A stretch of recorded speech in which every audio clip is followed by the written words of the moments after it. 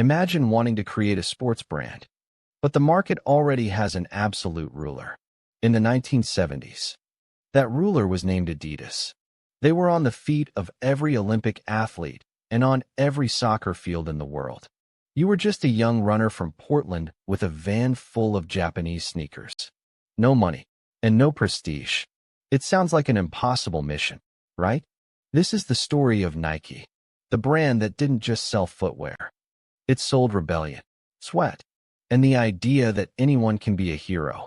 Today, we are discovering how Phil Knight and a high-stakes contract with a young man named Michael Jordan destroyed the Adidas monopoly and changed marketing forever. It all started with Phil Knight and his coach, Bill Bowerman. They weren't businessmen in ties. They were obsessed with performance. Bowerman would even use his wife's waffle iron to mold lighter rubber soles with better traction. They called the company Blue Ribbon Sports, and its first major success was the Nike Cortez. But the name Nike, inspired by the Greek goddess of victory, only appeared later, along with this swoosh logo, which was bought from a design student for just $35. At that time, no one imagined that simple stroke would become the most valuable symbol in the world of sports. Nike had a massive problem. Adidas was the brand of the elite, of technical perfection and European tradition. To win, Nike needed to be the opposite. They needed to be the brand of the people, of the asphalt, and of personal growth. But the true turning point happened in 1984. Nike was losing ground and needed an icon.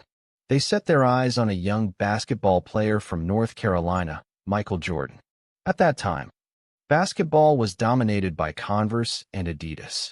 Jordan didn't even want to sign with Nike. His dream was to wear Adidas. But Nike made an all-or-nothing bet. They offered him a contract for $500,000 a year, something never seen before for a rookie, and promised to create an exclusive line with his name. Thus, the Air Jordan 1 was born. The design was so radical, in black and red, that the NBA banned Michael Jordan from wearing them on the court, claiming they violated the league's color rules. Nike saw the golden opportunity here. Instead of apologizing, they paid the $5,000 fines for every game and created an advertising campaign saying, "The NBA threw them out of the game, but they can't throw you out." Suddenly, wearing Nike was an act of rebellion. The sneakers sold out in minutes, and Nike went from a niche brand to a global cultural phenomenon. They realized that modern marketing is not about the product. It's about the emotion the product represents. In 1988, they created the most powerful slogan in history. Just do it. 3 simple words that summarize the brand's philosophy. Stop making excuses and make it happen. They didn't tell you to be the best in the world. They told you to be the best version of yourself. Nike transformed athletes into modern demigods. They signed Tiger Woods, Serena Williams, Cristiano Ronaldo, and LeBron James. They don't just buy sponsorships. They buy narratives of overcoming obstacles.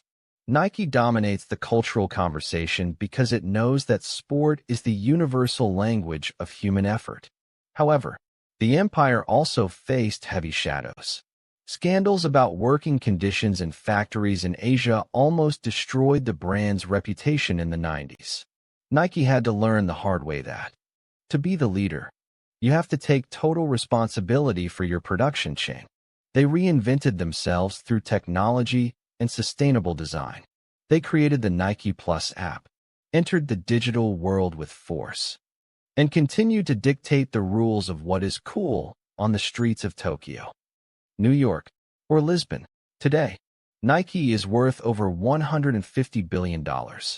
They beat Adidas not by having better machines, but by having the loudest soul. They prove that marketing is the art of telling a story where the customer is the protagonist and the brand is just the tool for their victory. The lesson from Nike for any entrepreneur is clear. Find your Michael Jordan. Create a movement of rebellion. And never be afraid to challenge the giants who dominate the market. Victory belongs to those who dare to do things differently. Nike doesn't just sell you sneakers. It sells you the courage to take the first step when no one else believes in you. It is the empire of perpetual motion. And you? Do you still remember your first pair of Nikes, or are you loyal to the tradition of the three stripes of Adidas? Do you think marketing is more important than product quality, or must the two go hand in hand to create an icon? Subscribe to Global Titans now and hit the notification bell. Because in our next video, we will talk about the secret strategy of the company that owns the most expensive real estate in the world and how they use the scarcity trick to keep prices sky high. Are you ready to see who is truly pulling the strings in the luxury market? The world of high finance and deep secrets is just beginning to unfold. We are Global Titans, and we show you the blueprints of power. Stay tuned for the next revelation. The truth is often hidden in plain sight, but we are here to shine a light on the shadows of the corporate world. See you in the next episode. The empire of movement never sleeps, and neither do we. Every step counts, and we have the full map.